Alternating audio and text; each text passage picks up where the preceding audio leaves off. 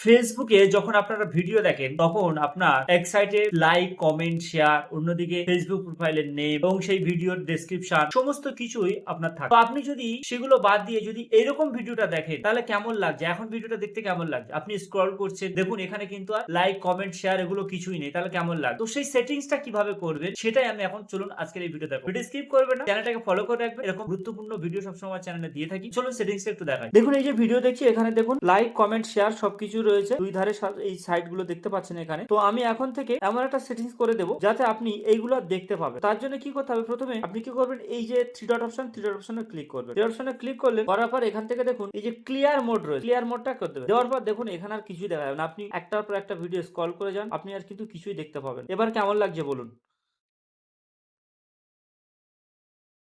কোনো সাইটে কিছু দেখতে পাবেন না। আবার যদি মনে করেন আপনারা যে ওইটা আবার চলে আসুক, তাহলে আপনার বেশি কিছু করতে হবে না। শুধুমাত্র এই অপশনের উপরে গিয়ে ক্লিক করবেন, করলে আবার সব চলে আসবে।